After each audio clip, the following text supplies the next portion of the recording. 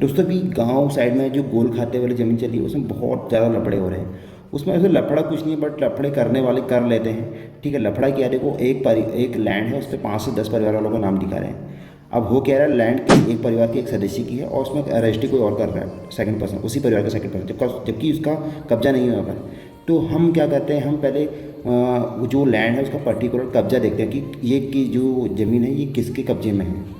तो सबसे मेन कब्जा ही रहता है दोस्तों, क्योंकि 50 साल से वो फार्मर कर रहे हैं तो ऑब्वियसली उसी की लैंड है वो।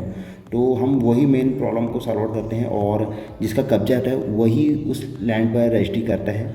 ठीक है, और हम ट्राई करते हैं कि मोस्ट ऑफ ट्राई करते हैं कि लैंड हम रजिस्ट्री करके ही सेल करें। एक्चुअली होता है कि है रजिस्ट्री करके सेल करना इसलिए भी हमेशा पॉसिबल नहीं रहता, क्योंकि एक बार हम उसको अपने नाम पे रजिस्ट्री करेंगे उसके बाद आगे फॉरवर्ड करेंगे तो वो बहुत एक्सपेंसिव हो जाती है। ठीक है, तो 1-1.5 लाख का खर्चा बढ़ जाता है।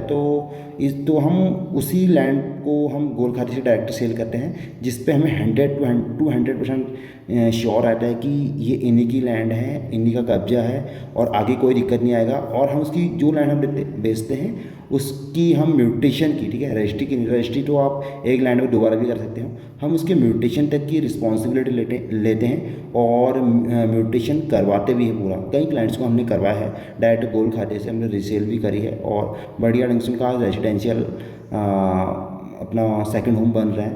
तो अगर आपको कोई भी डाउट हो या अगर आपका इन्वेस्टमेंट करने का विचार है या सेकंड होम के लिए आप लैंड फाइंड आउट कर रहे हो तो आप हमसे कांटेक्ट कर सकते हैं। Thank you.